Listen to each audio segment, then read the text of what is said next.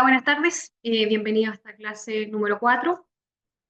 En el fondo, para poder comenzar esta clase, en cuanto a lo que es las mitigaciones que está generando el SAC para poder resguardar la condición fitosanitaria del país en cuanto a la sanidad vegetal, en relación a la importación del polen, se hicieron algunas pruebas para poder ingresar polen para generar polinización asistida en los periodos de floración, vale decir en este periodo de invierno.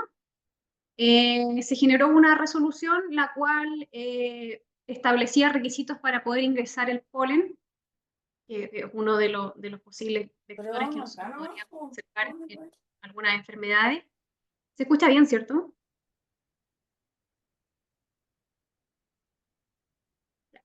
En lo que respecta al ítem vivero, desde el año pasado se incorporó una nueva resolución que habla sobre algunas regulaciones respecto al material vegetal que se interna a Chile en formato in vitro, donde se establece una cuarentena post-entrada bajo la resolución 655 del año pasado, la cual indica que las plantas deben pasar por una cuarentena, ya sea el material in vitro en este caso, en distintos estados, para poder resguardar que este tipo de material no presente los micoplasmas candidatos fitoplasmas mali y el candidato fitoplasmas pronorum, los cuales hasta la fecha no se ha logrado determinar que están presentes en Chile. Sin embargo, todo este tipo de material tiene que pasar por una cuarentena y posterior a eso hacer evaluaciones y para que estas partidas sean liberadas y posteriormente para que cada vivero pueda desarrollar en función de su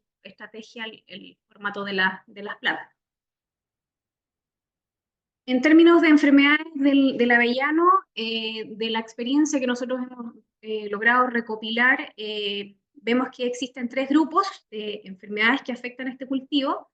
En primera instancia están los virus, en segunda los hongos y las bacterias. En el caso de los virus, uno de los patógenos que hemos logrado observar en los campos de avellano es el virus del mosaico del manzano o Apple Mosaic Virus. Este ha sido observado en algunos ecotipos de variedades italianas como la tonda de Gifoni, el polinizante mortadela, y en el caso de las variedades turcas logramos observar en la variedad Chocoldac estos síntomas. Este virus pertenece a la familia de los Bromoviridae, que se trata en general del grupo de virus que afectan directamente a las plantas. Una de las formas que este virus se puede traslocar o mover o contaminar las plantas sanas es a través del contacto mediante las herramientas de poda, en este caso, que yo pueda podar plantas infectadas y puedo ir transmitiendo este virus. Y por otro lado también es la utilización del material de propagación que esté contaminado, que principalmente se da con plantas en formato de raíz desnuda que son comúnmente comercializadas acá en Chile.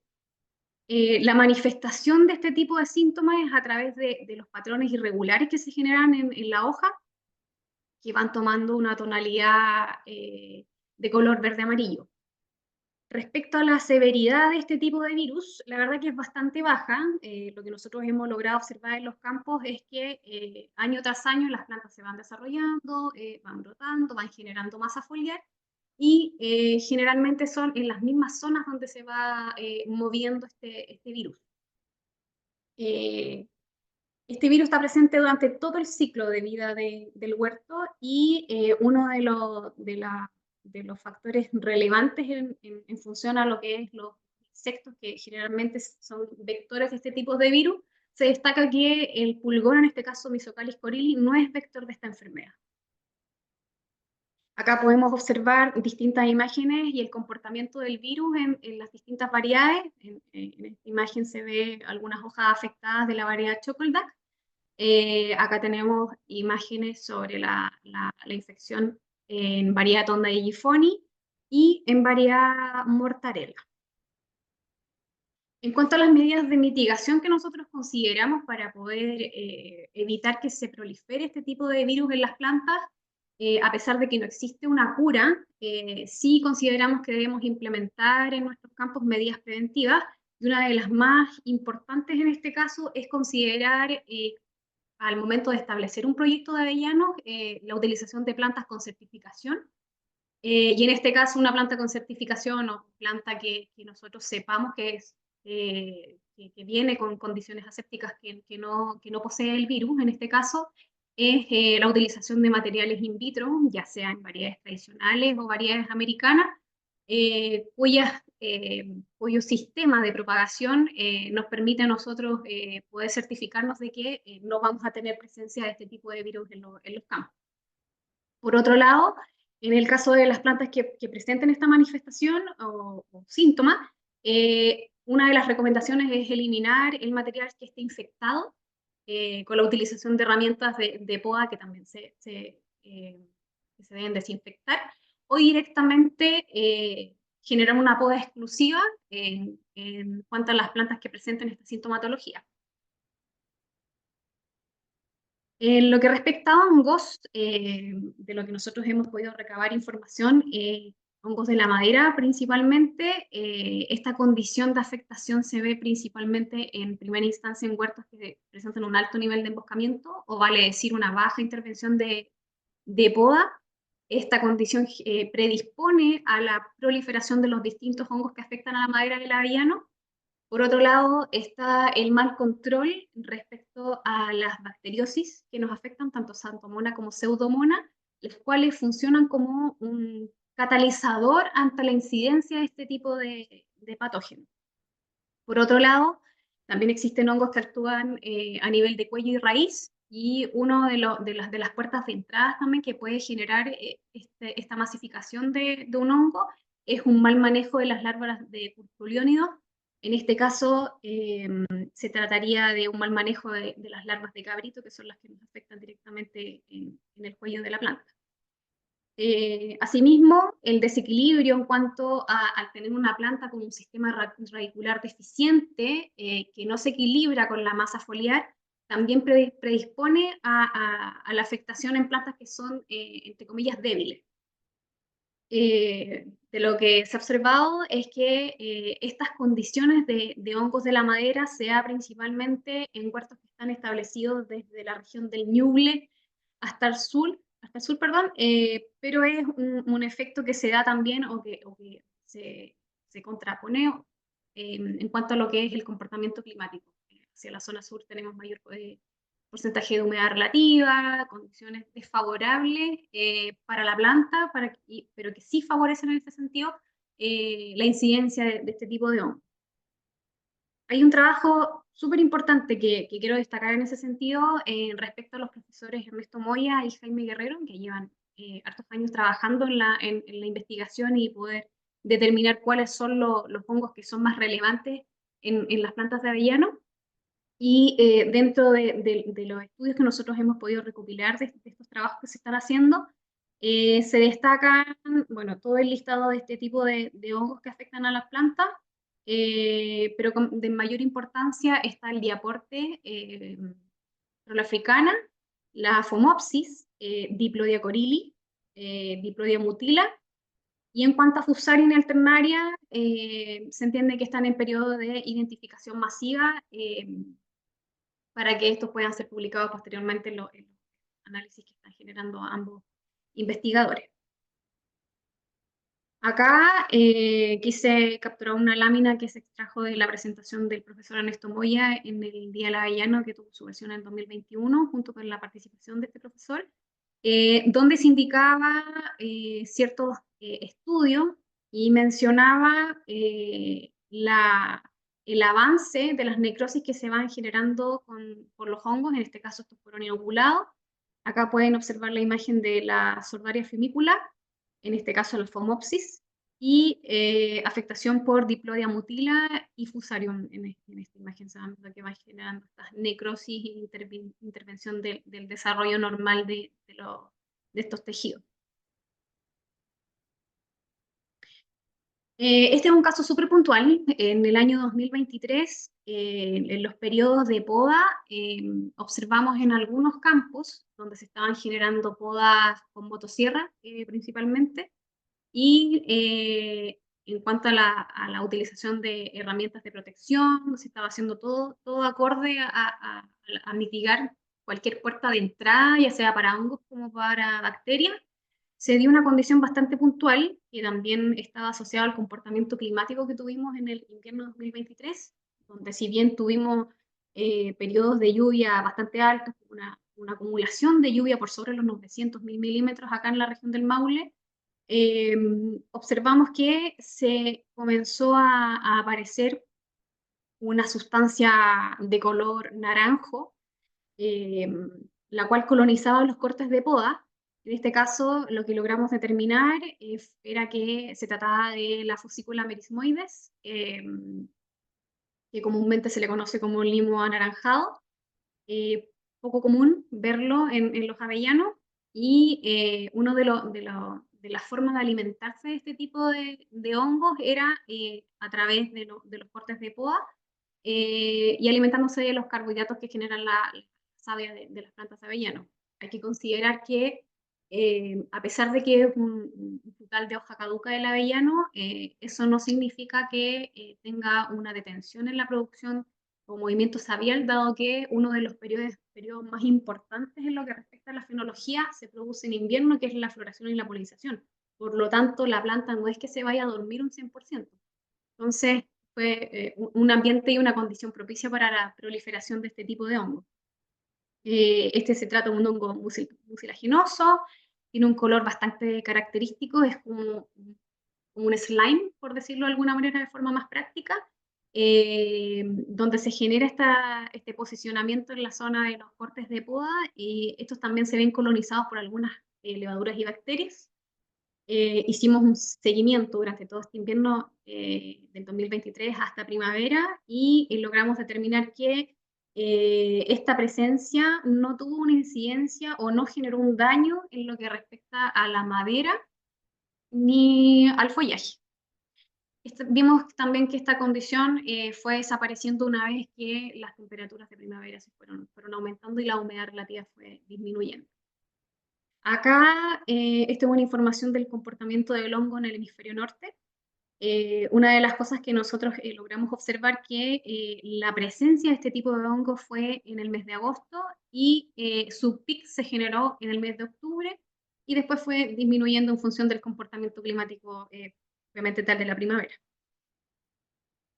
Este fue un seguimiento que hicimos en un campo en la zona de Río Claro, del hongo. Vamos a observar ahí que se generaba esta condición de la proliferación del hongo, también con escurrimiento de la materia que se generaba, de la actividad de la planta propiamente tal. Después, en el mes de septiembre, que esta foto es de finales de este mes, fuimos observando que se fue reabsorbiendo y fue desapareciendo esta condición. Y finalmente, en octubre del 2023, ya observamos que la madera estaba totalmente cicatrizada y ya no habían vestigios activos de este hongo naranja. Por lo tanto, queríamos darlo a conocer, pero consideramos que no es un hongo que tenga una incidencia directa en el daño o repercuta productivamente en un huerto de avellano europeo. En cuanto a las mitigaciones referentes a los hongos de madera, están enfocados, orientados principalmente en realizar podas constantes de renovación del material, principalmente mantener una iluminación del huerto para que las plantas estén correctamente aireadas, que tengan intersección de luz y no haya pérdida de material productivo, ni que genere inóculos para que pueda proliferar el hongo, ya sea cualquiera de los mencionados anteriormente. Realizar tratamientos preventivos. A nosotros nos gusta mucho trabajar en base a la prevención de este tipo de enfermedades, y también tener en consideración que ante una presencia también debemos tener estrategias posibles para poder generar tratamientos curativos ante la presencia, en este caso, de bacteriosis, ya que es una posible puerta de entrada de los hongos.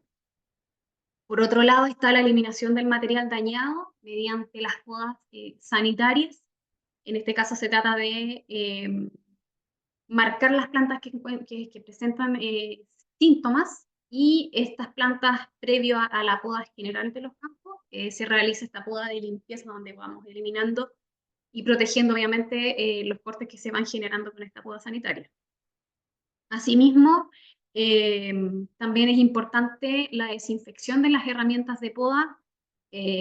Sabemos que de forma práctica es un poco engorroso hacerlo, pero va en beneficio de evitar que tengamos afectación por hongos o por bacterias. En este caso, la utilización más común de los productos para desinfectar las herramientas de poda son el permanganato de potasio o la utilización de alcohol al 70%. Eh, Anisograma anómala, o se conoce comúnmente como el tizón del avellano. Esta es una especie endémica de Estados Unidos. eh, Como nombre común se le conoce como Easter Silver Blight. Eh, el hospedero principal que destaca la literatura es el avellano europeo, pero también sabemos que existen algunas zonas de plantas nativas presentes también en las zonas productivas de avellanos en Estados Unidos. Este hongo tiene una rápida proliferación, se da principalmente en la primavera, abril-mayo, y el ciclo de vida de este hongo está determinado por alrededor de 2 años. La diseminación de este tipo de hongo es a través del viento, el agua libre y las herramientas de poda. Las herramientas de poda es un término que se va a escuchar bastante en esta clase, dado que es uno de los diseminadores más importantes en lo que respecta a la proliferación, movimiento de hongos como bacterias. Este hongo genera cancros y una muerte que se da de forma progresiva. El impacto está directamente relacionado de forma productiva en variedades que no son resistentes a este tipo de tizón y afortunadamente el estado actual de este tipo de hongos es que no está presente en Chile. Acá podemos observar algunas imágenes con síntomas del hongo. Se traduce en muerte de tejidos, de ramillas, posteriormente va afectando estructuras que componen la planta en este caso, que son de mayor diámetro, va generando esta afectación y finalmente la planta, si no se realiza un control adecuado, termina por morir. Estas imágenes fueron tomadas en una de las visitas a Oregon en el año 2023, donde se observaba gran parte de los campos con variedades que no son resistentes a este hongo, altamente afectadas. Como medidas de mitigación ante este hongo, se trata de utilizar la eliminación del material afectado mediante la poda sanitaria. Por otro lado, también está una recomendación que se trata de un trabajo importante que ha hecho durante bastantes años la Universidad de Oregon, que es el programa USU, que es donde se generan variedades que son resistentes a la incidencia de este hongo, como por ejemplo Yamhill. Eh, la utilización de este tipo de variedades también ayuda a que se mantenga a raya la proliferación del hongo.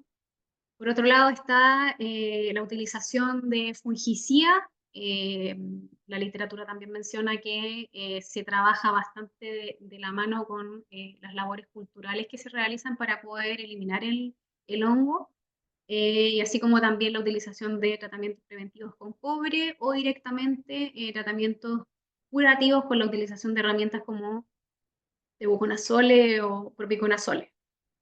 Al no estar presente en Chile, una de las exigencias que impone el SAC es que todo el material de propagación que se importe desde Estados Unidos, este debe ser in vitro.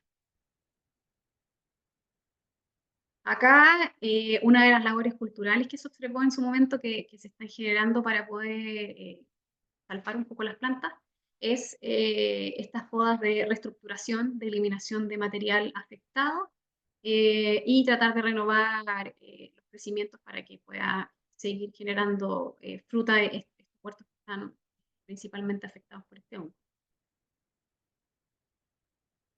A nivel de cuello y raíz, el hongo que nosotros hemos observado es Phytophthora.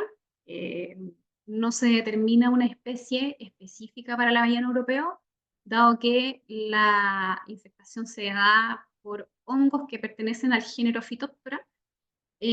Una de las condiciones predisponentes para la afectación directamente de este hongo es a partir de unas condiciones de mal drenaje, principalmente zonas bajas, zonas con acumulación de agua de invierno, de primavera o más bien de riego.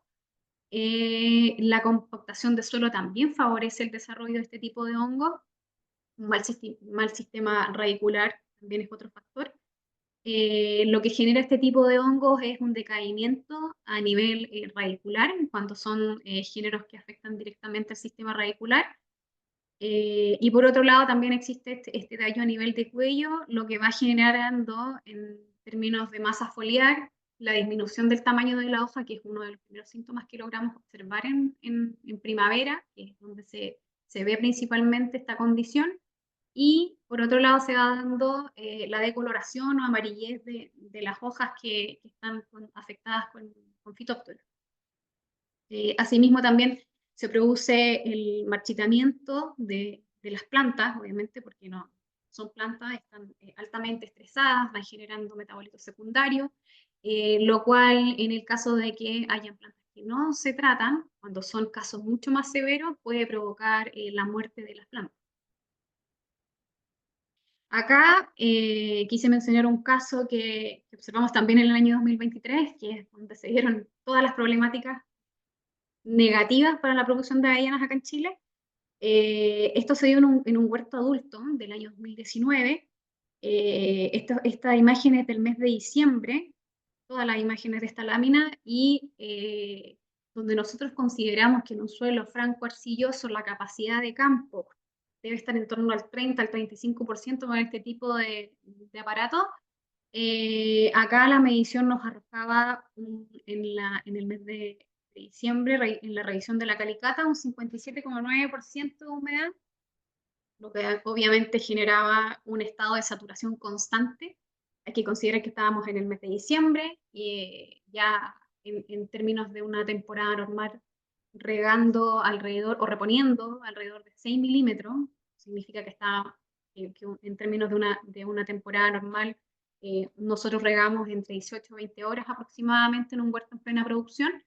En este caso no se daba, había anoxia en el suelo, falta de oxígeno, por lo tanto generó como una consecuencia la muerte de raíces y el ingreso de este tipo de hongos a nivel radicular. Acá imágenes de la condición de la planta, si se observan, las hojas estaban amarillas, hojas pequeñas, baja tasa de fotosíntesis y altamente estresadas. Acá otro ejemplo, una zona baja, esta foto es del mes de febrero de este año, donde no se pudo directamente evacuar el agua, ya las plantas terminaban por afectándose directamente.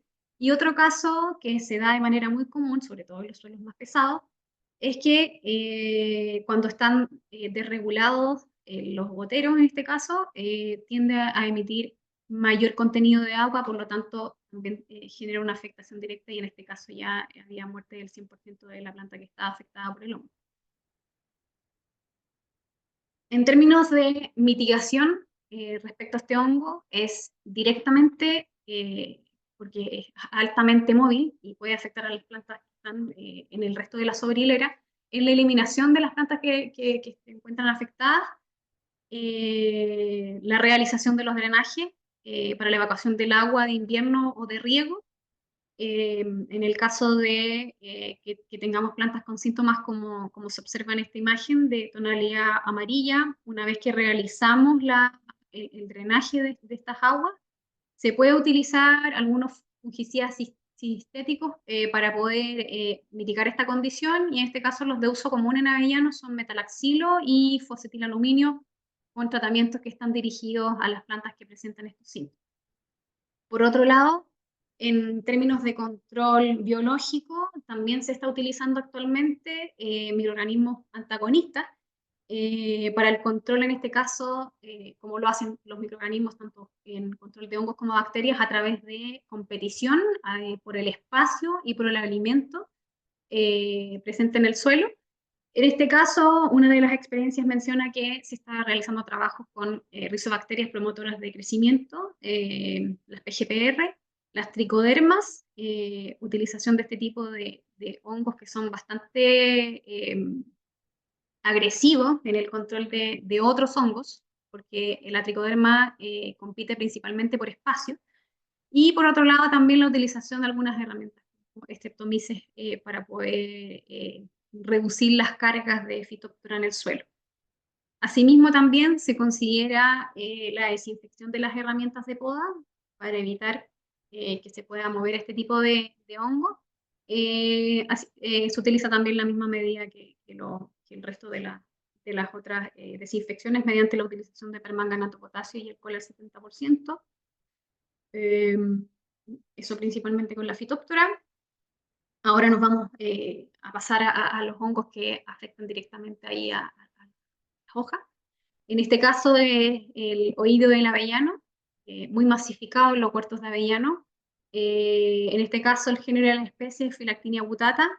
Este tipo de hongo pertenece a la familia de los Erysiphidae, que son principalmente se caracterizan por ser hongos polvorosos y que se denominan parásitos obligados, lo que significa que requieren de un ser vivo para poder proliferar. Afecta principalmente a las hojas de los avellanos. Este hongo hiberna en el suelo, en las hojas que se caen en otoño, también hiberna en yemas y en la madera, principalmente en las estructuras asexuales llamadas cleistotecios. Este hongo es originario de Europa y del norte, está presente en Chile. En primavera se va generando el desarrollo cuando se van generando las condiciones de clima templado, vale decir, temperaturas sobre los 25 grados, humedades relativas en torno al 30-40%, y lo que hace los cleistotecios que están presentes tanto en las yemas como en la madera, se abren y van generando la liberación de las esporas que son de coloración blanquecina, como se logra observar en esta imagen. Hasta la fecha, a pesar de que es bastante masificado, como lo mencioné, en los campos de avellano, no se ha logrado determinar si tiene un impacto económico directo en los campos, y nosotros lo denominamos como una materia de investigación. Acá hay imágenes de huertos de la región del Maule ahora en febrero de 2025. Se pueden observar ahí la formación de las esporas e inicio de la formación de los pleistotecios. Eh, Acá están formando los pleistotecios, que son, esta imagen ya es del 15 de abril, cuando ya parte el inicio de la senescencia en los avellanos, y nosotros al observar en vez de la hoja, que es donde se posiciona este tipo de hongo, la presencia de estos círculos de coloración negra, naranja, amarilla, que son las estructuras sexuales por las cuales pasa el invierno este tipo de hongo. En cuanto a las medidas de mitigación, mejorar las condiciones de aireación en las plantas mediante la poda. Nosotros somos muy amigos, favorecemos mucho las podas anuales de iluminación para mantener a la planta siempre una constante apertura y entrada de luz. Al tratarse de un hongo que se encuentra en periodo de investigación, se ha evaluado, en este caso, el uso de azufre en el inicio de la liberación de esporas o polvo blanco. Y en este caso, una de las cosas que hemos logrado observar es que al no generarse condiciones propicias para poder aplicar un azufre, podría afectar a la planta de manera directa, ya que se observa que al haber una aplicación y después temperatura, se tienden a quemar las hojas. Hay que tener bastante precaución con este tipo de tratamiento cuando los productos contienen este tipo de azufre en su formulación. Por otro lado, también se han hecho trabajos en la validación de uso de fenacequina y triazoles, los cuales también se encuentran en periodo de investigación. Y por otro lado, se desconoce que la Phylactinia butata pueda tener alguna infección directa sobre las flores femeninas y masculinas del avellano europeo. Esto dado principalmente que este tipo de hongos necesita temperaturas promedio entre 20 y 25 grados para que se genere la apertura de esta estructura y puedan afectar a las flores. Y este tipo de condición climática directamente acá en Chile o en invierno no se da. Y es por ello que se desconoce si afecta o no en invierno a esta estructura.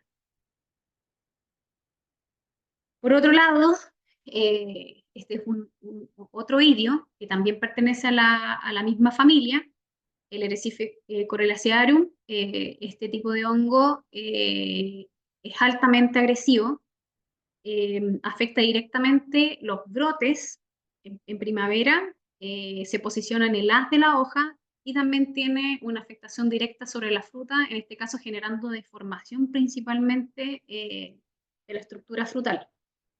Este hongo inverna en invierno también en el suelo, en las yemas, en las maderas, también bajo estructuras llamadas cleistotecios. Es originario de Asia y está presente en la mayoría de los países productores de avellanas en Europa, altamente agresivo. Este genera una caída de hoja anticipada, aceleración de todos los procesos fisiológicos de la hoja. Por lo tanto también afecta directamente a lo que es una baja de fotosíntesis, generando un estrés importante en el desarrollo de la planta en primavera. Y por otro lado también genera una afectación en los involucros, que son el envoltorio que recubre la avellana en este caso, y en algunos casos también se ha observado que se encuentra presente en la avellana, lo que genera una deformación de la fruta. No está presente en Chile el oidio polvoroso, en este caso el Erecife. Acá algunas imágenes que observamos en junio de 2024, inicio del desarrollo del hongo. Aquí imágenes de hojas bastante afectadas. Estas imágenes son de España y por otro lado también acá podemos observar acá una mayor afectación tanto en hojas y también en el involucro de las avellanas. Esta imagen quisimos mostrarla porque es determinante y un poco explica la agresividad que tiene este tipo de hongo. Dentro de la misma planta logramos observar la fase primaria del hongo, después una fase secundaria donde se va generando este tipo de necrosis circulares y se va generando amarillamiento y muerte en las nervaduras de la hoja, y finalmente estas hojas terminan por morirse y por lo tanto va generando muerte en todos los tejidos que en este caso repercuten en la baja productiva de un huerto de avellano. En cuanto al hongo fumagina, el Capnodium dium, eh, es un hongo saprófito que no está considerado en la literatura como un hongo parásito. Eh, este, este, este hongo lo que hace es generar una cubierta de coloración negra, que es bastante vistosa. Se posiciona tanto en las hojas como en la madera de las plantas cuando los niveles de fumagina son muy altos. Esta fumagina es un efecto secundario que se genera sobre la presencia de melaza cuando los controles de pulgones no son efectivos, y lo que hace este hongo es utilizar el azúcar exudado por el metabolismo del pulgón como una fuente alimenticia. Una de las medidas de mitigación que nosotros consideramos relevantes ante la presencia de esta fumagina es realizar controles adecuados de los hongos. Esto genera un efecto secundario, además del posicionamiento de la fumagina, baja la tasa fotosintética, por lo tanto también anticipa la caída de hojas, lo que genera un problema principalmente operativo en la cosecha. En cuanto a modo de la fruta, se han determinado que no es un solo hongo el que genera el daño en este tipo de estructura. Se menciona que participan todos estos hongos en términos de cuando se genera una condición propicia para el desarrollo. Eh, Principalmente esta condición se da por el manejo de la fruta, o principalmente en el manejo de la humedad de la fruta en la post cosecha y en el almacenamiento. Este es un factor de calidad que exige el poder comprador y dentro de los estándares eh, que requieren, según las condiciones de compra que nos entregan a nosotros los productores, que se define como una categoría de modo oculto. Las categorías de la fruta están determinadas de la A hasta la E y se indica que para el caso del moho oculto presente en la fruta, que se encuentre dentro de los rangos de 1,09 hasta el 2,09%, la fruta es aceptada, categorizando en este caso como el A y el B. Y para el caso de los porcentajes que van del 2,10% hasta el 5%, se categoriza como rechazada. En este caso, cuando la fruta, por ejemplo, arroja una calidad en el resultado del chinche total, dijimos en la clase anterior que era hasta el 3% para categoría A, pero si se da esta condición de categoría D, en este caso que sobrepasa el 2% de moho oculto, esta fruta es categorizada como D. Cuando se da esta condición, las frutas que son de categoría C, D y E están consideradas dentro de los parámetros de calidad aceptados por la industria. Por lo tanto, en primera instancia, esta fruta puede ser directamente rechazada y devuelta directamente al productor mediante una guía de despacho. O por otro lado, se puede generar la opción de que pueda ser recibida según corresponda a este tipo de calidades en cuanto a la definición de estos porcentajes del MOB, que es previa autorización obviamente del productor, que en este caso somos los productores. En cuanto a la mitigación, nosotros consideramos que es de suma relevancia que el considerar la recolección de la fruta, en este caso cuando ya tenemos entre un 20 y un 30% de porcentaje en el suelo. Para el caso de los campos que están establecidos en la región de Ñuble, Maule, considerar como máximo 45 días de cosecha, esto es a partir del mes de marzo, finalizando como fecha límite a mediados o hasta finales del mes de abril. En general, para huertos cuando son de superficie más extensivas, considerar también dentro de los proyectos al menos una estrategia de secado que sea por lo menos del 20% de la fruta total de la cosecha del año. Por otro lado, en el caso de los huertos que están establecidos de la zona del Biobío hacia el sur, considerar dentro de sus proyectos el secado al menos del 80 hasta el 100% de la fruta ya para zonas sur más extremas. Es de suma relevancia también generar una programación en cuanto a la entrega respecto a la cosecha de nuestra fruta. Cuando no tenemos capacidad de almacenamiento, capacidad de secado, es de suma importancia que debamos considerar nosotros como productores poder entregar la fruta de forma paralela en medida que vamos cosechando, vamos armando carga y lo cuadramos con las entregas en las distintas zonas que el poder comprador determina para la recepción. Y por otro lado, también se destaca que el almacenamiento de la fruta debe ser en un lugar fresco y seco. Dentro de las zonas de almacenaje, para poder mitigar estas condiciones de proliferación del moho, existen distintas alternativas. Dentro de ellas se destacan las más industrializadas, como lo son los silos de secado, que en este caso comercialmente existen silos de 7.000 hasta 10.000 y 15.000 kilos. Por otro lado están las jaulas de almacenaje, que tienen una capacidad desde 10.000 hasta los 23.000 kilos.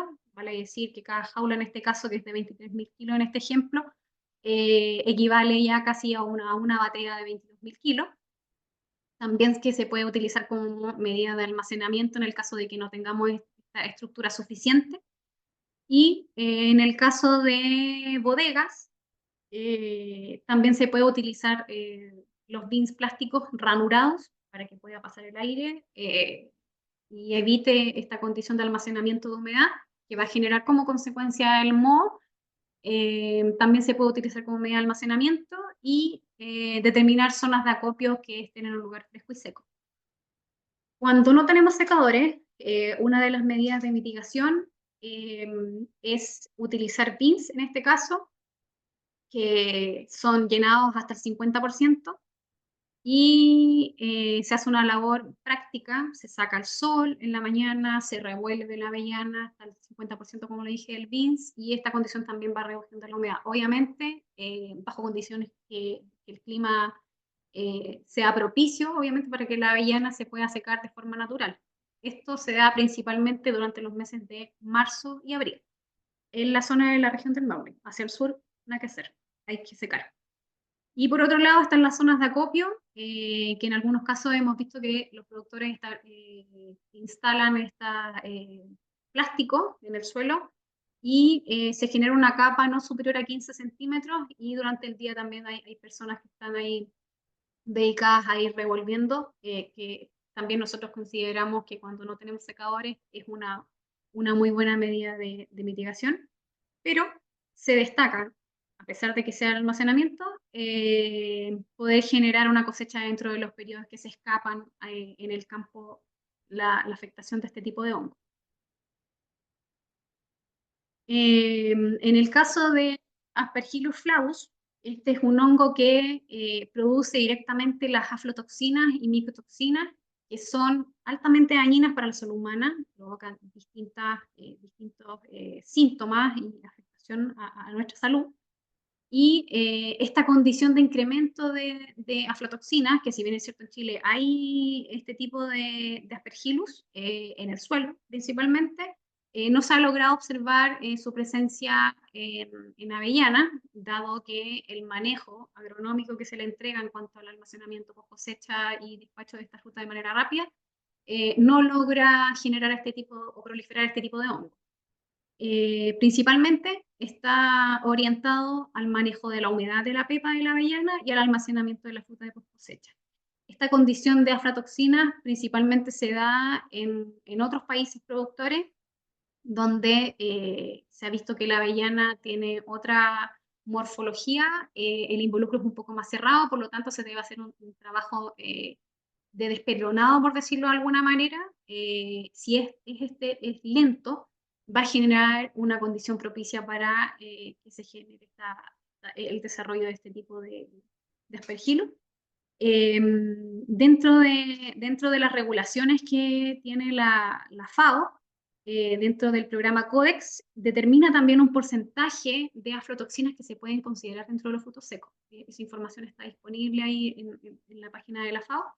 Pero sí hay un rango de aceptación de estas frutas. Idealmente que no tengas, idealmente que hagamos manejos que no nos lleven a tener este tipo de hongos que afectan a la salud humana. En lo que respecta a las bacterias, quise dejar este tema para el final porque es de suma relevancia para el manejo de nuestros campos, dado la incidencia que tiene este tipo de enfermedades. En primera instancia, destacar el tizón bacteriano, o Xanthomona alburicola pepecolina, esta es específica del avellano. Este tipo de bacterias se genera en condiciones ambientales que generan la proliferación de la bacteria. Se da generalmente bajo condiciones de humedad relativa baja, temperatura alta y agua libre.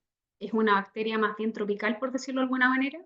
El ingreso de este tipo de xantomonas es a través de heridas, cicatrices por caída de hojas o daño directamente por viento que se da en algunas condiciones de primavera acá en huertos de la región del Maule, que es donde generalmente nosotros lo hemos logrado observar.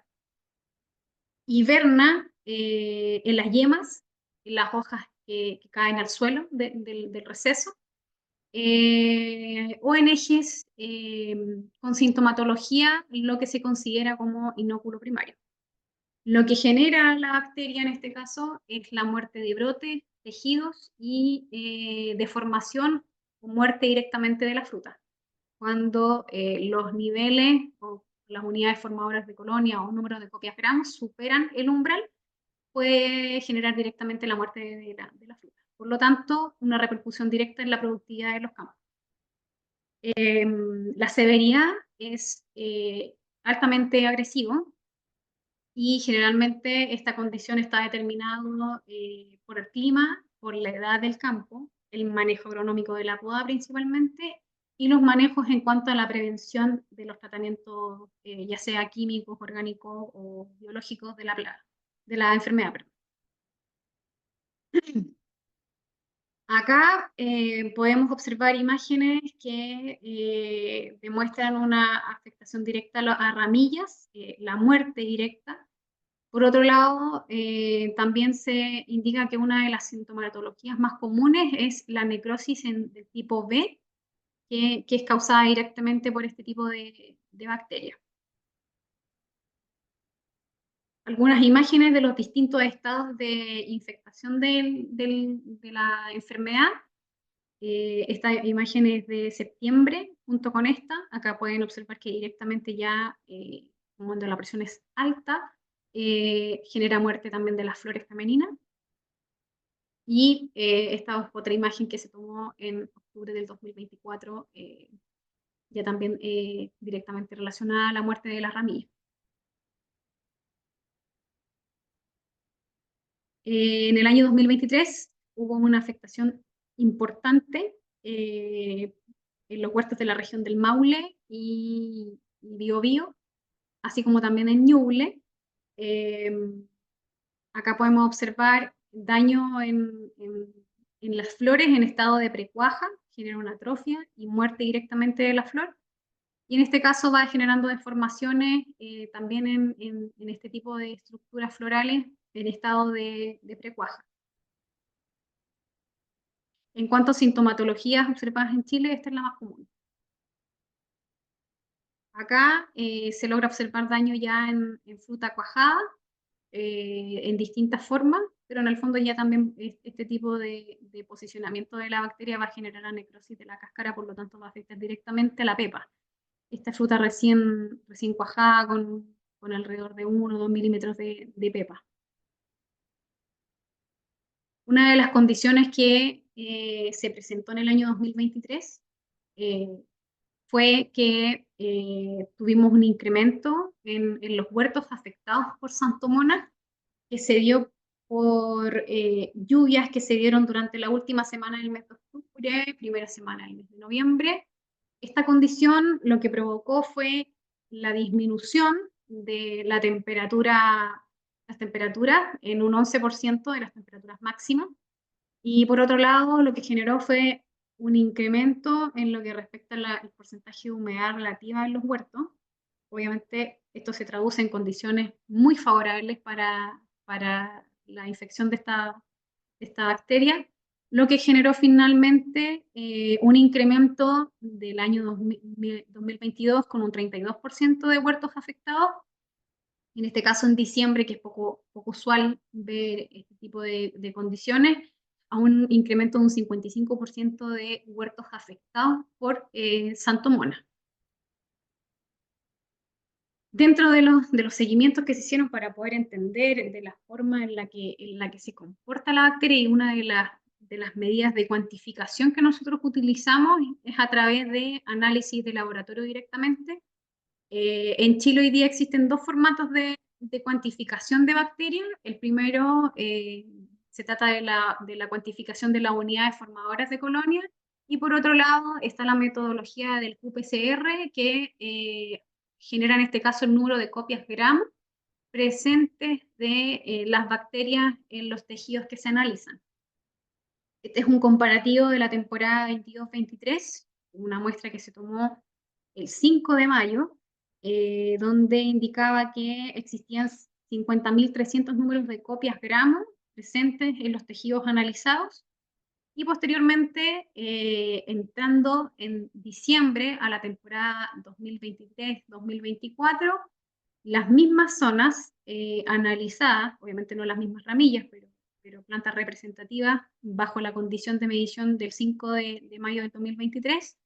Esta condición nos indicó que había aumentado a 5 millones los números de copia gramo, lo que también expresa lo que les acabo de mencionar con este incremento de un 55% de los muertos afectados con esta bacteria. Bajo una condición normal, este es un análisis que tomó uno de nuestros productores en primavera 2024, resguardando obviamente el nombre del campo. Este análisis es el QPCR y se analizaron 6 campos y estos campos estaban a inicio de primavera. Este análisis recuerdo que se tomó en septiembre, octubre, y generó poblaciones bastante bajas de bacterias. Se habla que en términos de normalidad es el número por el 10 elevado a 3. Es una condición que, si bien es cierto, indica que tengo poblaciones de bacterias, estas están en equilibrio con el resto de otros, del resto de la fauna benéfica de las plantas. Por otro lado, está presente en los huertos de avellanos el cancro bacteriano, o Pseudomonas syringae, en este caso Patovar avellanae. Los signos de la enfermedad son bastante similares a Santomona, a diferencia de que la Santomona infecta en primavera. En este caso, la Pseudomonas, la infección comienza en invierno, cuando se dan condiciones de temperatura cercanas a los 0 grados Celsius, que es una condición normal de acá del país. Este tipo de bacterias que son gram negativas genera condiciones propicias para formar estos núcleos de hielo que se mencionan, y estos ingresan directamente a la madera. Una puerta de entrada es el corte de poda. Estos ingresan a través de heridas, también puede ingresar la bacteria a través de heridas naturales, principalmente caída de hoja, o alguna maduración de los tejidos de las primeras capas de madera. Esta bacteria migra hacia el tejido radicular y así va generando también la afectación a nivel vascular. Las estructuras en las cuales se posiciona la bacteria son principalmente estructuras productivas. Ya no son a nivel de ramilla, ya es más bien una estructura productiva, ejes directamente. Una de los signos que nosotros logramos observar cuando tenemos afectaciones por Pseudomonas se traduce principalmente en condiciones de exudación, una especie de gomosis, que es muy similar a la del cerezo, por ejemplo, pero en este caso esta gomosis es un poquito más líquida y de color blanquecino. La severidad de este tipo de bacterias es altísima. En esta imagen podemos observar una planta en febrero del 2025. Esta planta directamente tuvo un daño mecánico y fue obviamente una condición propicia para poder que la bacteria ingrese, y se ve con presencia de cancro y asimismo también un nivel de exudación activo. En la siguiente imagen es una rama que también se encuentra con presencia de gomosis. Esta imagen también era dentro de la misma planta de la que se tomó la imagen. Una forma práctica de entender el funcionamiento, el comportamiento de la pseudomona es, en primera instancia, un inóculo que se puede transportar por la lluvia, el viento, hacia las cicatrices o de la caída de hoja que se da en otoño. En segunda instancia, esta bacteria, como lo mencioné, comienza a generar movimientos sistémicos en la ramilla, considerar que la planta no se va a 100% a receso, hay un movimiento. Después en primavera se genera la infección que está latente y posteriormente, bajo condiciones, se va generando la muerte progresiva de estas ramas y ramillas cuando no son controladas de manera eficiente. Y finalmente, un mal control ya genera la muerte repentina de la planta, y esa condición nosotros logramos observarla en el mes de enero, febrero principalmente. Y después se repite el mismo círculo si es que no generamos medidas preventivas ante el control o mitigación de este tipo de bacterias. Uno de los sistemas en los cuales nosotros determinamos una recomendación o el monitoreo es a través de los análisis. Esto es una información que se extrajo de uno de los instructivos de recomendación de la toma de muestras para que nosotros podamos cuantificar cuál es la presión de bacterias que tenemos en los campos. De hecho, es una de las bases de nuestras recomendaciones para poder generar las recomendaciones tanto de preventivas como de control. Esta pasa por la determinación de plantas o selección, en este caso, de plantas que sean representativas dentro del campo en cuanto a volumen, altura. No se deben seleccionar las plantas que estén en los extremos de las hileras o pertenezcan a hileras que son límites del camino, dado que este tipo de condiciones puede alterar el resultado del análisis. Por otro lado, la localización de la planta, donde las muestras, en este caso, generalmente se recomiendan que sean desde el tercio medio de la planta o en la parte más externa, y no en el interior de las plantas, dado que la sintomatología principalmente es de manera externa.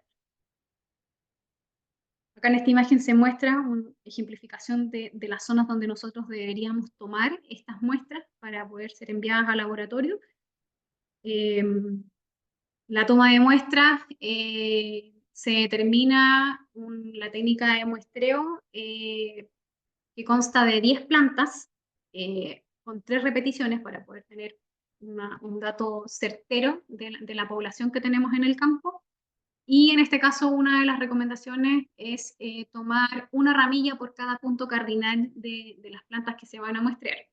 Por otro lado, una de las condiciones o consideraciones para que nosotros debemos tener al momento de tomar las muestras, esto es netamente para evitar contaminación cruzada entre lo que nosotros manipulamos las plantas y lo que la planta contenga en este caso, es realizar la desinfección de las herramientas para la toma de muestra. En este caso generalmente usamos tijeras de poda. Una vez que tomemos las muestras, los cortes que se generan deben ser protegidos ahí con distintas herramientas de aplicación. Por otro lado, estas muestras deben ser almacenadas en un recipiente plástico y despacho idealmente de forma inmediata al laboratorio. Y como ya lo mencioné, se pueden solicitar, o hay laboratorios que trabajan en mediciones de bacterias en función a la unidad de formadores de colonia, o por otro lado, con la técnica del PCR. Algunas imágenes de un muestreo que se realizó el año pasado, y ahí las muestras están almacenadas dentro de una bolsita de plástico.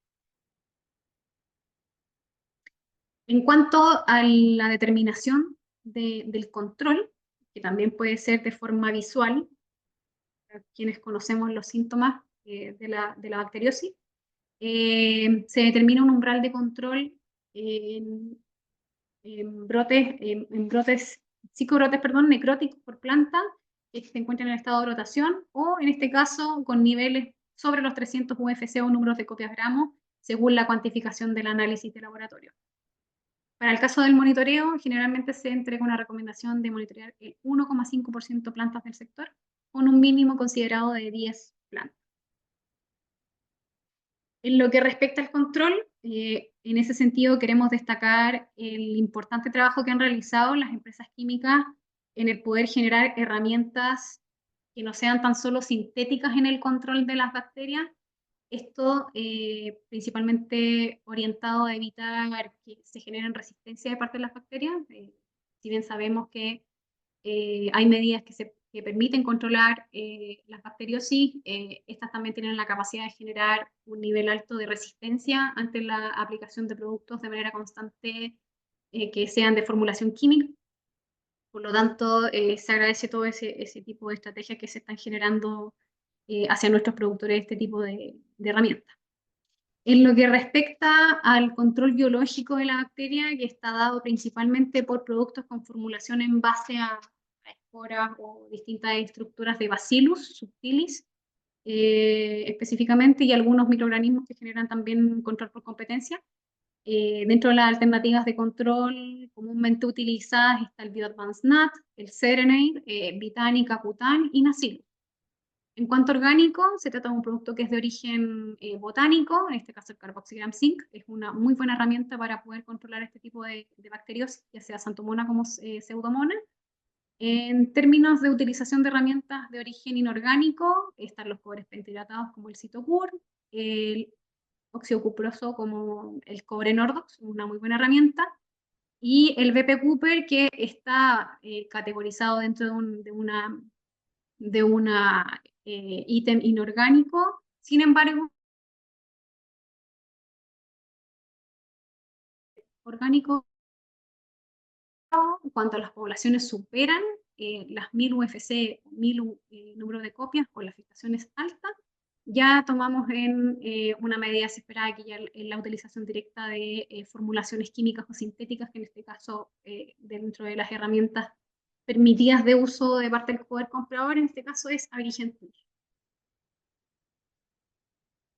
En cuanto a las medidas de mitigación, además de todos estos controles que mencioné anteriormente, se encuentran las recomendaciones en el caso de que si las infecciones sean focalizadas, es recomendable realizar la poda diferenciada respecto a las plantas sanas para evitar obviamente la propagación de la bacteria. La desinfección de herramientas de poda juega un papel fundamental en lo que es evitar la propagación de las bacteriosis. La protección de los cortes de poda se puede hacer mediante el uso de pasta poda, algunos fungicidas, que también funcionan bastante bien de manera inmediata, o también la utilización de algunas cepas de microorganismos como el mamul, por ejemplo, también es una buena opción para proteger los cortes de poda. Realización de poda sanitaria, en el caso de ser necesario, o cuando sean plantas específicas, también se puede ejecutar. Eh, y la realización de la desinfección de los equipos de aplicación si estos son movilizados de un campo. También consideramos como propagador de las enfermedades los equipos como el turbo y el tractor. En lo que respecta a las consideraciones de control, tanto para Xanthomona como Pseudomonas, es realizar las aplicaciones de día cuando las temperaturas no sobrepasen los 18-20 grados, un mojamiento del 100% de las plantas con el turbo.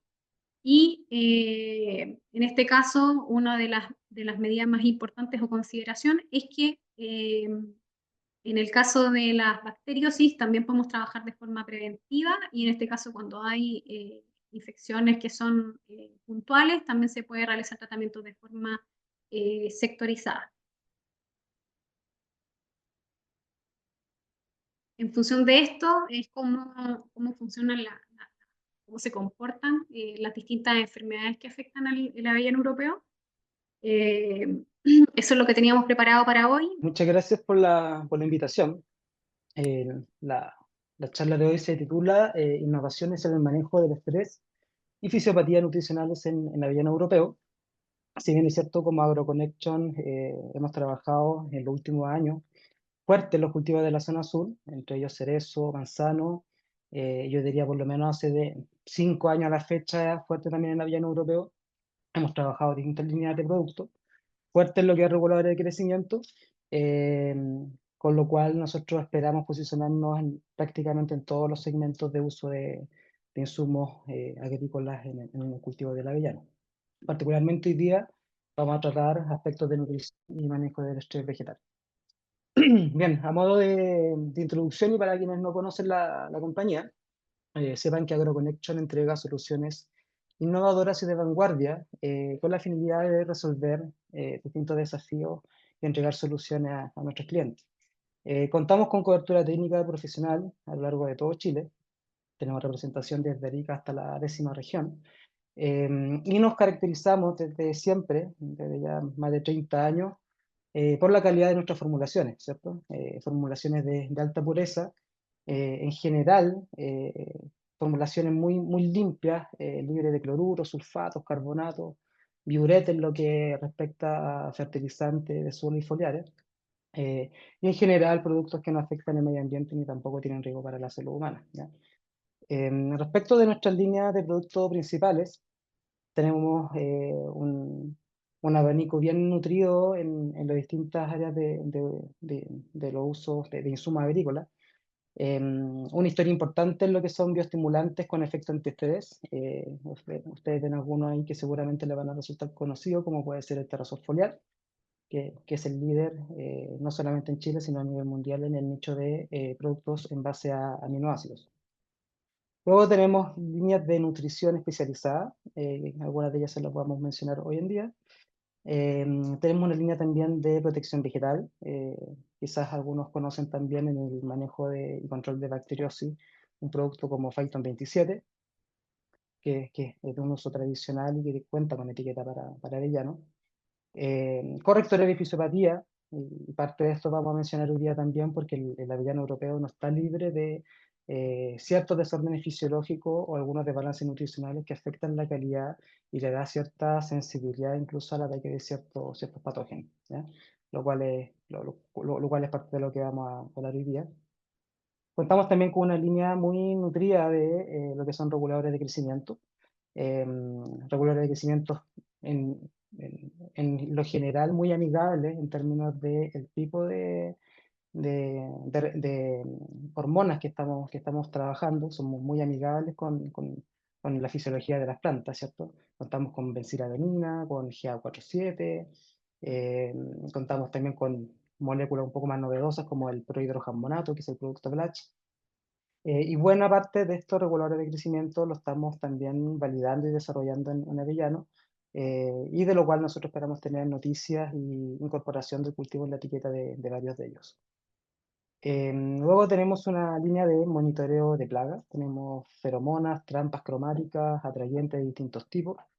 Y también contamos con un coadyuvante, que es el Indicate 5, que es un acidificante surfactante con efecto buffer, que además controla carbonato en los caldos de aspersión y esto mejora la eficiencia de las aplicaciones que nosotros hacemos en términos de aplicaciones foliares. ¿Ok?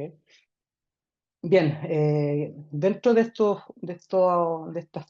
líneas de trabajo, eh, quizás las que nosotros contamos con mayor expertise, en las cuales venimos trabajando desde hace más de 30 años, es en el manejo del estrés vegetal, ¿cierto? Y ahí tenemos toda una línea de productos comandada por el producto Terrazos Foliar, y también en todo lo que tiene que ver con nutrición especializada y la corrección de fisiopatías.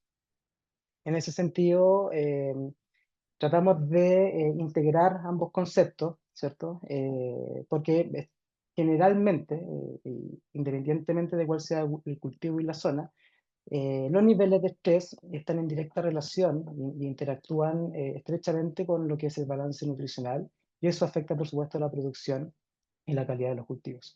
Por lo tanto, siempre debemos considerar que una condición ambiental desfavorable va a afectar, por supuesto, el desbalance nutricional y hormonal, y eso impacta directamente tanto en rendimiento, también en la calidad y en la incidencia de ciertos desórdenes fisiológicos, y por supuesto también en la condición sanitaria, ¿ya? Entonces, esa es un poco la mirada de integrar estos conceptos que nosotros siempre tratamos mm, de levantar y de hacer presente a nuestros clientes y por ahí va un poco la estrategia de uso de nuestros productos.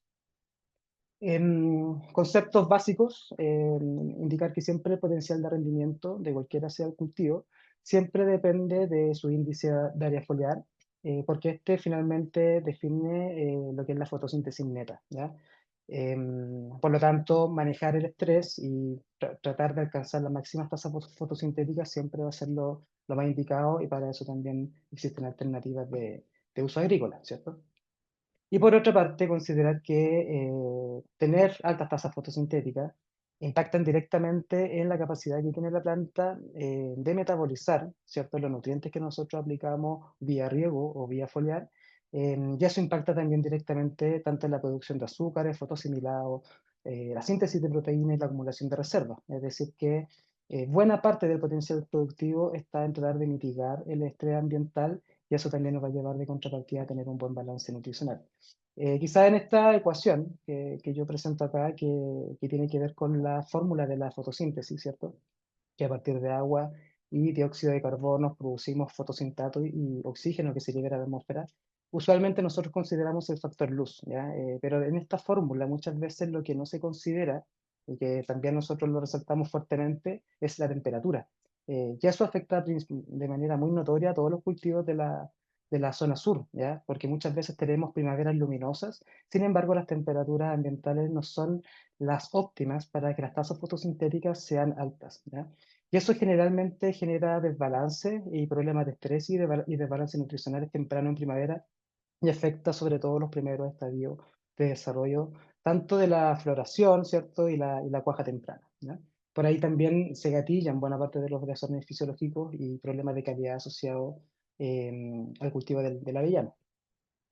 Bueno, a modo de ejemplo, bajo una condición normal, lo que ustedes ven acá es un esquema de una planta. En la parte basal, claro, ustedes tienen el suelo con nutrientes, en este caso se toma el ejemplo del nitrógeno. Tenemos raíces, ¿cierto? El tronco principal, las ramas, y en la parte aérea hay hojas y frutos. La ruta normal, bajo una condición de alta fotosíntesis, indica de que el nitrógeno absorbido como amonio, ¿cierto? Y traslocado hacia la parte aérea, debería sufrir ¿cierto? Ciertas transformaciones que lo llevan a transformar esta forma de nitrógeno inorgánico a una molécula orgánica. Es decir, que el amonio, ¿cierto? Finalmente que llega a la parte aérea debe ser transformado por la fotosíntesis que ejerce el área foliar, debería ser transformado a un aminoácido y posteriormente esto a una proteína. El nitrógeno per se no es un elemento negativo. Buena parte del nitrógeno foliar podría estar casi completamente metabolizado, sobre el 90% de ese nitrógeno podría estar metabolizado y eso en general nos genera problemas de desbalance nutricional. El gran problema que nosotros, las plantas, sufren cuando están sometidas bajo una condición de estrés, ya sea lumínico, térmico, hídrico, cultural o cualquier otro, es que generalmente las tasas fotosintéticas son las que se ven afectadas. Cuando esta fotosíntesis no puede cumplirse, tenemos cierre estomático, ¿cierto? Y la planta detiene su metabolismo, finalmente estas formas de nitrógeno amoniacal o nitrógeno inorgánico, en vez de pasar a formas de nitrógeno orgánico, se mantienen como formas de nitrógeno mineral, ¿ya? Y esto es uno de los primeros pasos dentro de la fisiología de los frutos que genera daño en distintas especies y con distintos síntomas también. Debemos sumar a esta condición, es que nuevamente bajo condiciones de primavera fría eh, y eventualmente, ¿cierto? Con bajas temperaturas tanto de invierno, y lo podemos llevar al otro extremo también, si consideramos el factor temperatura, las altas temperaturas de verano implican estrés y implican cierre estomático. En la medida de que no tenemos buenos niveles de absorción de agua, todos los elementos que a nosotros nos generan buena calidad, que es calcio, magnesio, boro principalmente, dejan de ser absorbidos, ¿cierto? Y debemos considerar que en la mayor parte de las especies frutales, las reservas, ¿cierto? Los azúcares, los almidones de reserva, cuando se metabolizan hacia los puntos de crecimiento, se metabolizan como nitrógeno. Es decir, que temprano en primavera nosotros tenemos una condición muy propicia en base a las bajas temperaturas para que tengamos un superávit de nitrógeno en los puntos de crecimiento y que no tengamos buenas absorciones de los elementos que nos ayudan a generar buena calidad del tejido. Esto es calcio, magnesio, boro y potasio. El efecto negativo del nitrógeno, acá está puesto de manera esquemática. Ustedes ven acá, piensen que esto es una membrana o una pared celular, ¿cierto? De un fruto en desarrollo, por ejemplo, en división celular. Y lo que debería ocurrir bajo condiciones normales de balance nutricional es que elementos que son de carga bivalente, como el calcio y el magnesio, fíjense ustedes que calcio, magnesio y boro tienen la particularidad de que son carga más 2 y carga más 3, tienen la capacidad de generar enlaces, ¿cierto? Y estos enlaces finalmente terminan por formar lo que son las pectinas a nivel de las paredes celulares. Y esto da una buena base para que los frutos se desarrollen adecuadamente. Cuando tenemos problemas de asimilación de estos nutrientes, calcio, magnesio, boro principalmente, y tenemos una alta proporción de nitrógeno que puede provenir perfectamente de la reserva, em, tenemos este efecto de colapso estructural, dado de que el nitrógeno, al ser un catión de carga +1 y no tiene la capacidad de generar este enlace de las pectinas, genera una desestabilización de las paredes celulares y esto trae consigo el colapso estructural y la muerte del tejido. Ejemplos de eso hay bastante. Eh, Palo negro, por ejemplo, o la deshidratación del raqui en uva de mesa, quizá el caso, el desorden fisiológico más estudiado. Bitter pit también, ¿cierto? Está asociado a los mismos factores causales. Algunos desórdenes fisiológicos como el albinismo de la frutilla, ¿cierto? El pardeamiento interno de variedades de cereza como la regina, ¿cierto? Que también está asociado a mala relación nitrógeno-calcio, y la pudrición apical del tomate, ¿ya? Bueno, desórdenes fisiológicos gatillados por este tipo de problemas hay muchos. Lo importante que tenemos que saber es que los factores causales son los mismos. Estamos hablando de exceso de nitrógeno, exceso de sombra, canopias muy cerradas, ¿cierto? Primaveras frías, excesos de carga. em, y entre esos factores que afectan a todos los cultivos, también esto afecta al cultivo del avellano. Si bien es cierto, la variedad de Barcelona, hay un par de variedades de avellanas que son afectadas por esta necrosis, por este pardimiento que es la mancha café, o el brown spot. Esto no quiere decir que el resto de las variedades no sufran, ¿cierto? Desequilibrios nutricionales por este tipo de factores, ¿ya? O sea, estos factores, estos problemas de primavera fría y desbalance nutricionales, problemas de absorción y desbalance asociados a la relación en nitrógeno, calcio, magnesio y boro, afecta de manera igual a todos los cultivos. Una breve descripción de lo que es la mancha café, ¿cierto? Y si uno lee esto, la verdad es que son sintomatologías muy parecidas al resto de los desórdenes fisiológicos que uno ve en otros frutales. Mancha acuosa, ¿cierto?, en la superficie del fruto, ablandamiento prematuro del fruto. Estos efectos o estos daños se empiezan a apreciar en la mitad más o menos del desarrollo y el crecimiento del fruto. Los tejidos afectados se pardean, se oxidan y toman tonalidades oscuras, ¿cierto? En muchos casos tenemos caída anticipada, aparición prematura de fruta. Los frutos que llegan a término generalmente son frutos de calibre pequeño y fruta vana, es decir, que no necesariamente solamente la fruta necrótica es la que se ve afectada, sino que la otra fruta, la que queda en la planta, también queda en una situación intermedia y también ve afectado el calibre, ¿cierto? Y esto es básicamente porque existe muchas veces una afección a nivel de los haces vasculares, y estos haces vasculares impiden que finalmente se necrosen internamente y se taponean, impiden el normal flujo de agua y azúcares para ese fruto que está en pleno desarrollo, ¿ya? Y es por eso que generalmente tenemos calibres pequeños y fruta dana.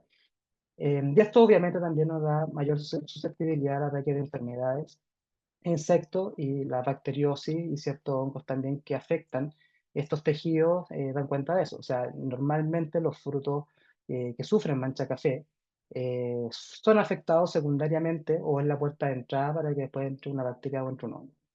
Ahora, todos estos efectos están asociados, según literatura, a factores como el estrés climático y el desbalance nutricional. Entonces, por eso es que uno debe trabajar en las dos dimensiones. Por una parte, mitigar el estrés vegetal y por otra parte, corregir el desbalance nutricional mientras no logremos la normalización de la fisiología de la planta.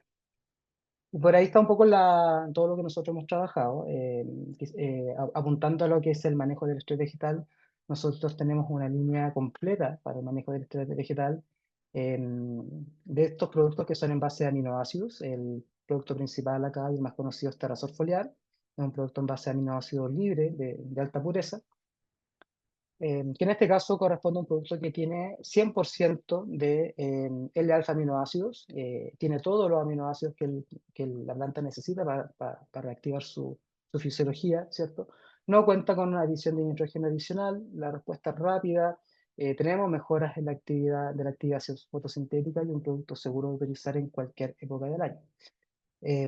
Tenemos también la versión que es para aplicación vía riego, un producto también de uso tradicional, ¿cierto? Y nos da la facilidad de usar el sistema de riego para encontrar esta bioestimulación en estas épocas de clima complejo, sobre todo inicios de primavera, ¿cierto? Y después en la época estival con altas temperaturas de primavera.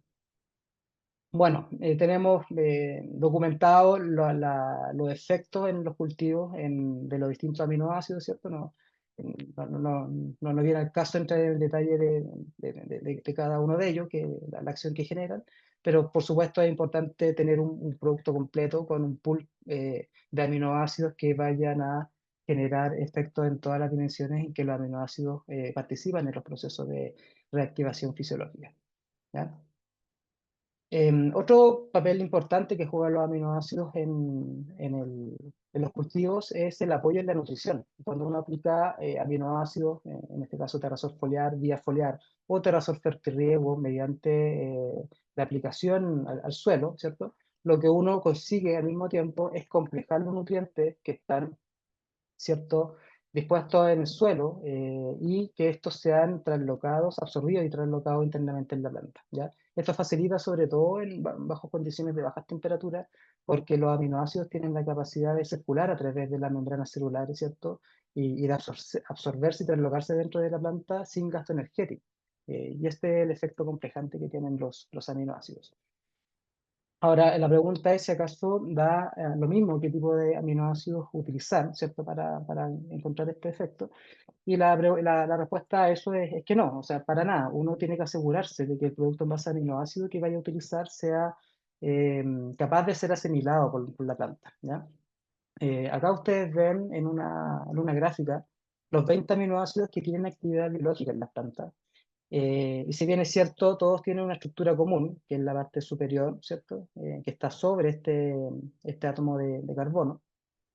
Vean ustedes que cada aminoácido se diferencia uno del otro solamente por el radical, que es la colita que ustedes ven en la parte baja del diagrama.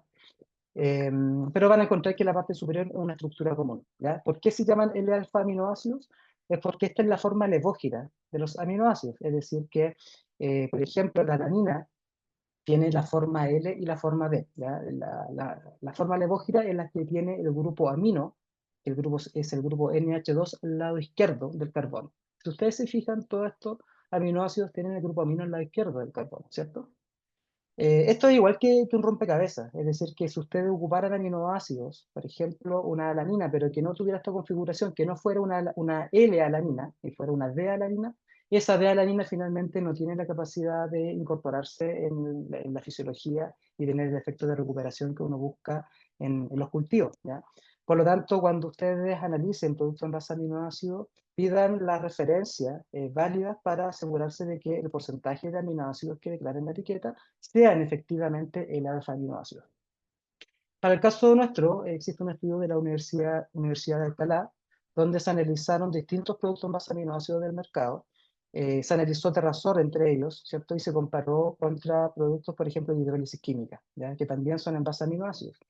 Y el porcentaje de aminoácidos que el producto contiene, se analizó el porcentaje de pureza en cuanto a los aminoácidos biológicamente activos, que son los L-alfa.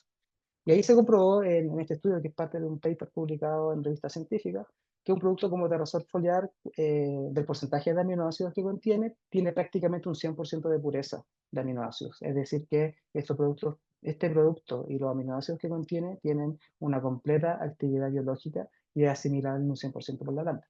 A diferencia de otros productos de hidrólisis, por ejemplo, química, ustedes verán que la, mm, los porcentajes de pureza son bajos, tenemos desde un 0% hasta un 70%, la media quizás está en un 30%, ¿cierto?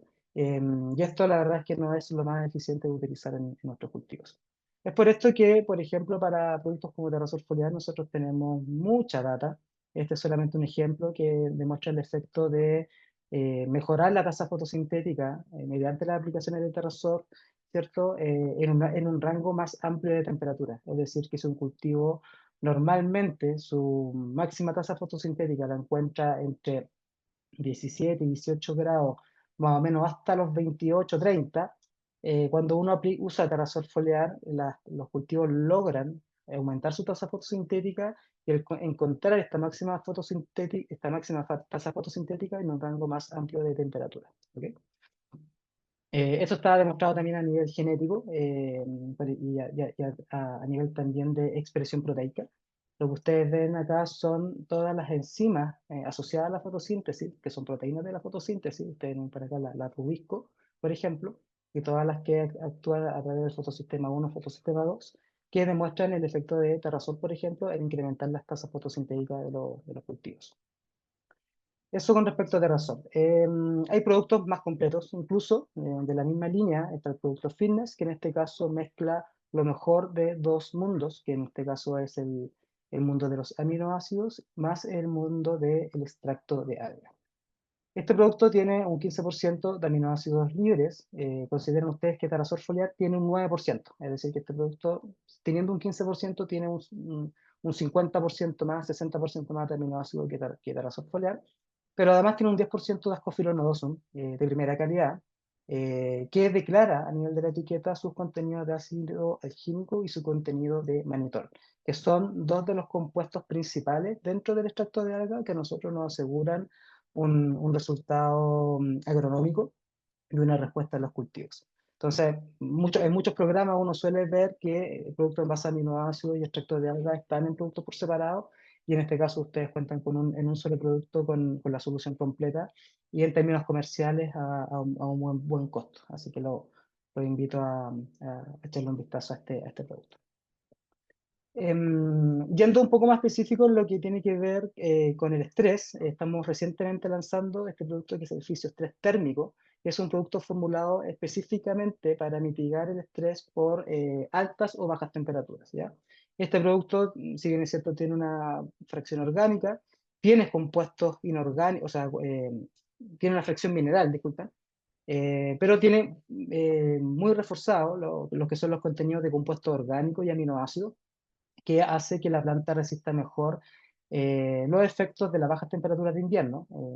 En ese caso, estos compuestos orgánicos de acción crioprotectora evitan la congelación a nivel de la vacuola de la célula, y bajo condiciones de altas temperaturas en pleno verano mitiga también los efectos negativos del exceso de temperatura, permitiendo principalmente la deshidratación, ¿cierto?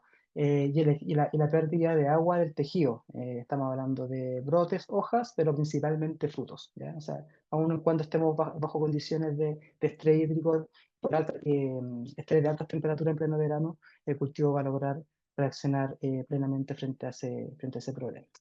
Así que también los dejo invitados a mirar este producto Fisioestrés Térmico, un producto específico para el estrés por temperatura. Bien, yendo a lo que es nutrición, ¿no? Dijimos al principio que lo importante acá es bioestimular y al mismo tiempo nutrir. Mientras tanto no logremos y tratamos de recuperar la fisiología de la planta, tenemos que ir dando soluciones de nutrición mientras tanto para que la planta vaya también generando su nutrición. Existe la línea Hydrodense, en este caso son fertilizantes de distintas formulaciones, distintas proporciones de NPK, ¿cierto? Hay una formulación que es solamente fósforo potasio, y estos productos tienen la particularidad de que son formulaciones en gel, ¿ya? El hecho de ser en gel les da algunas características importantes, como por ejemplo que nos permite lograr altas concentraciones en la solución a la aspersión.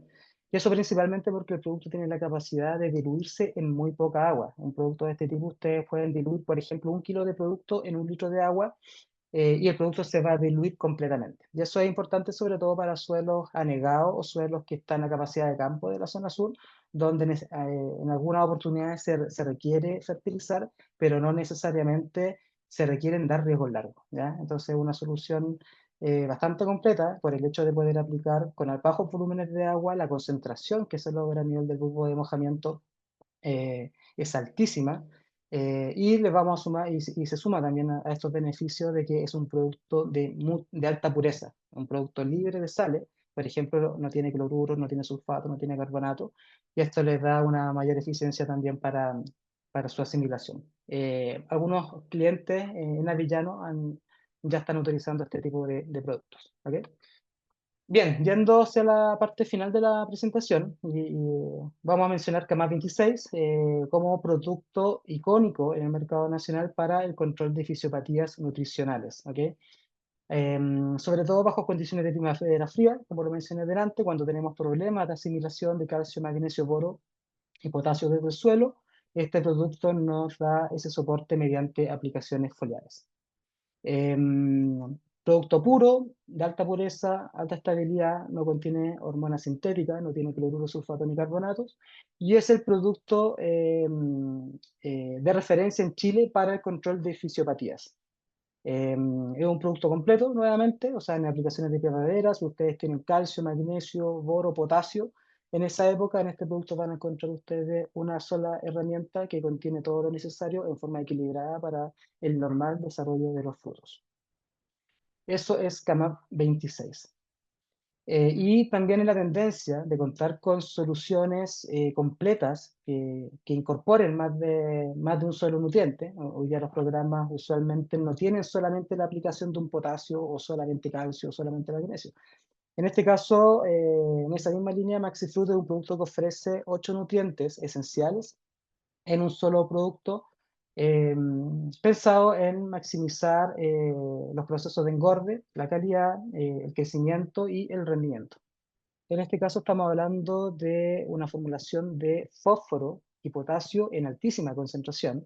Vean ustedes que los contenidos en peso-volumen, porcentaje de peso-volumen, 22% de fósforo, casi un 30% de potasio, y contiene 6 microelementos, boro, cobre, hierro, manganeso, molibdeno y zinc. Ustedes verán que es una fórmula prácticamente saturada, ¿cierto?, desde el punto de vista químico, que nos aporta muchos elementos necesarios en una sola aplicación.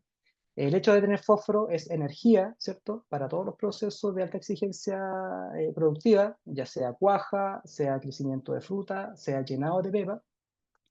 Y tiene potasio también, lo que nos ayuda también al crecimiento del fruto, a la regulación hídrica, etc. Y de esto tenemos buena experiencia en Avellano. Hay clientes también que están utilizando este producto para aplicación foliar. Hay un trabajo bien bonito que se hizo con una y dos aplicaciones de MaxiFruit en época de crecimiento de fruta.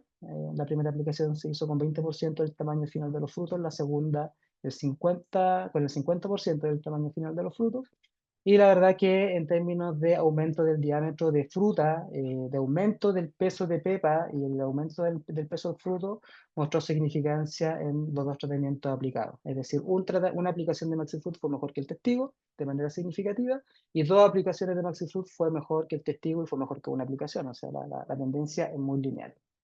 Entonces, nuevamente, en CAMAP van a encontrar un producto completo para generar calidad, para meter calcio, magnesio, boro a nivel de la estructura celular, y en MaxiFruit van a encontrar todo lo necesario para una buena cuaja, un buen engorde y un buen rendimiento. En este caso, en esta experiencia, la aplicación de MaxiFruit impactó directamente en el rendimiento, con una mayor producción en torno a las 370 kilos por hectárea, lo cual implicó un aumento en el rendimiento de aproximadamente el 11%. O sea, es decir, se pasó de producir 2.700 kilos a 3.100 prácticamente. Así que una excelente herramienta. Finalmente, para hacer un poco match con la temática del curso de hoy, hablar de Phyton 27, sulfato de cobre hidratado. Es el único sulfato de cobre sistémico del mercado. Tiene certificado orgánico para Estados Unidos y Oriente, y un producto que tiene tradición de uso en Chile. Recuerden que efectivamente es sistémico, el producto es mucho más que solo sulfato de cobre, tiene compuestos orgánicos dentro de la formulación que están unidos a la molécula de cobre, y esto hace de que pueda permear ciertas las membranas celulares y moverse por dentro de la planta, tanto acropétalamente como basipétalamente, o sea, hacia arriba o así sistemia en ambas direcciones. Esto nosotros lo hemos comprobado en varios estudios, en distintas especies, y por lo tanto en base a esa referencia es considerado el único sulfato de cobre sistémico dentro de los cobres que están actualmente registrados en el SAR, ¿ya? Esto es porque es importante, porque sobre todo en la zona lluviosa, y ustedes saben bien de eso, una aplicación de cobre es fácilmente lavable, ¿ya? Cuando ustedes aplican Phyton, el producto en cuestión de minutos es absorbido por la planta, cosa que si el día siguiente nos toca lluvia, ¿cierto? Nosotros tenemos la certeza de que el producto está dentro y no tenemos la necesidad de volver a aplicar.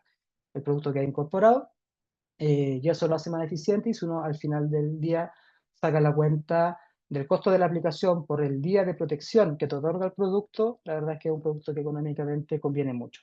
Por otra parte, los niveles de cobre que se aporta como elemento son bajísimos, estamos hablando de 5,5% de cobre metálico, lo cual es muy distinto a una sal de cobre, un hidróxido o un oxicloruro, y por el hecho de ser sistémico también, y por el hecho de que se absorbe, y que no se lave, finalmente también ambientalmente es más amigable, porque no estamos tirando un cobre de contacto que la única destino de ese cobre de contacto finalmente es llegar al suelo y generar nuevas alteraciones a nivel de la microbiota, ¿cierto? Muerte de la microflora del suelo, y un problema ambiental que se está cuestionando no solo en Europa, sino que y en otras partes del mundo, sino que también ese tipo de temática está llegando a Chile, ¿ya? Así que desde el punto de vista ambiental también tenemos algo que decir ahí. El producto tiene etiqueta en avellano europeo, las dosis de aplicación son de 1,4 litros por hectárea, ¿cierto? Y usualmente, o se puede aplicar obviamente también en caída de pétalos, pero usualmente los clientes hacen uso de esta alternativa en aplicaciones de primavera, por lo seguro, porque no genera fitotoxicidad, porque tiene una buena asimilación, porque es una época de lluvia, etcétera. Entonces ahí tenemos harto que ganar. Siempre se recomienda, y esto para finalizar, la regulación del pH de cuando usamos Phyton a pH 5, y para eso recomendamos el producto Indicate 5, que es un humectante, surfactante, dispersante, tiene efecto penetrante, corrige pH, y además controla carbonato, ¿ya? Un producto que tiene ¿cómo se llama? Un colorante, ¿cierto? Que nos da una indicación de cuando el producto llega a pH 5, el agua toma un tono rosado pálido, que para la zona sur está en torno a una dosis de 20-30 cc por hectolitro, ¿ya? Entonces Indicate 5 queda recomendado no solamente para replicación de Phyton, sino para replicación de cualquier regulador de crecimiento o producto fitosanitario, porque va a mejorar su eficiencia y se va a traducir en una aplicación más segura. Bien, eso es lo que tenía para presentarles. Le agradezco la atención y a Mundo